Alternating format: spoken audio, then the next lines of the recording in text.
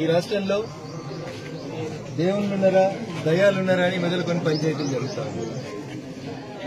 ఎవరింట్లో దేవుళ్ళు ఉన్నారు, ఎవరింట్లో దయాలున్నాయి, దేవుడు దయ్యం ఎందుకు అయ్యిండు, ఎంపీ చేసినప్పుడు దేవుడు ఎందుకాయే, ఓడిపోయినాక అడ్డదారిలో తీసుకొచ్చి ఎమ్మెల్సీ చేస్తే దేవుడు ఎట్లాయే, దేవుని పక్కన దయాలుంటే 12 ఏళ్ల నుంచి ఏం చేస్తున్నారు, రాష్ట్ర ప్రజలకు చెప్పాల్సినటువంటి అవసరం.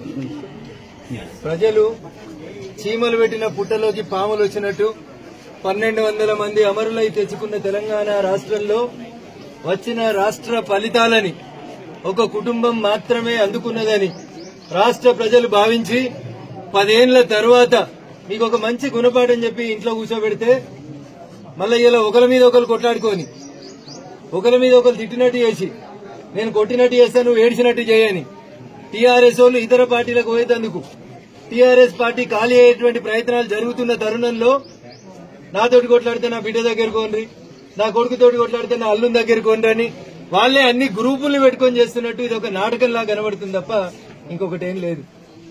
చెప్పాల్సిందే నిన్నెవరో మధ్యవర్తులు వచ్చిరని ఇలా పేపర్లో చూసినాం.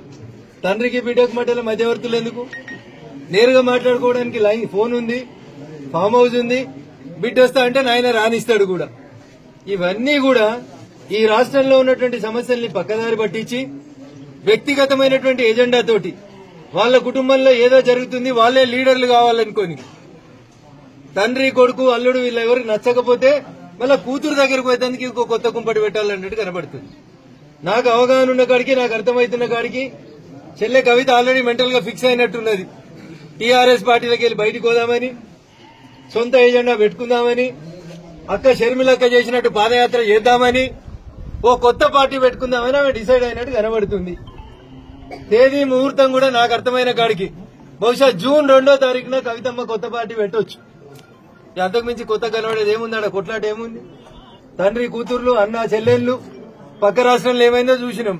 ఈ రాష్ట్రంలో కూడా గదే అవుతుంది. కొద్ది రోజులు పార్టీ పెడతారు, నడుస్తారు, పాదయాత్ర అయిపోతుంది. ఆ రాష్ట్రంలో అక్క చెప్పింది కదా పాదాల మీద నడిస్తే పాదయాత్ర అని. అట్లా ఈడ కూడా చెల్లె పాదయాత్ర చేస్తుంది, కొద్ది రోజులు కొత్త పార్టీ పెడుతుంది. సామాజిక తెలంగాణనో మహిళలకు అన్యాయం జరిగిందనో ఇప్పుడు చెల్లె కవిత మాట్లాడితే బాధ అనిపిస్తుంది.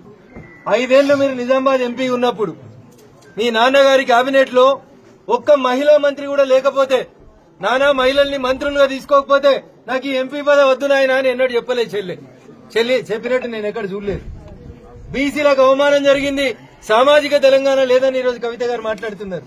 ఒకవేళ అదే కరెక్ట్ అయితే ఈటల రాజేందర్ గారు అనేటువంటి ఒక బీసీ బిడ్డను అర్ధరాత్రి అపరాత్రి అని చూడకుండా మంత్రివర్గాలకు వెళ్లి బయటికి పంపించి తప్పుడు కేసులు పెట్టిన రోజైనా కనీసం నాయన ఇది మంచి పద్ధతి కాదని కవితమ్మ మాట్లాడితే సామాజిక తెలంగాణ గురించి మాట్లాడినట్టు కనబడుతుండే.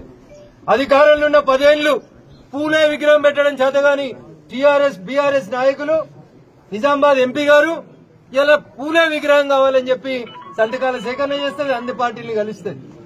సో నాకేమర్థమవుతుందంటే కవితమ్మ గారి యాక్టివిటీని అటిట్యూడ్ ని చూస్తే వారు మెంటల్ గా ప్రిపేర్ అయినట్టు కనబడుతున్నారు. బహుశా లాంఛనం జూన్ 2 నాడు లాంఛనంగా వస్తుంది అనుకుంటున్నాం. పార్టీ వస్తుంది, పాదయాత్ర మొదలవుతుంది, ఆ ఇంట్లోంచి ఈమె ఇంకొక పార్టీ పెట్టుకుంటుంది. తర్వాత ఏమైతుంది, భవిష్యత్ ఎట్లుంటది, ప్రజలు ఏం ఆలోచిస్తున్నారు అనేది కొంతకాలం తర్వాత మాట్లాడుతున్నారు. ధన్యవాదాలు.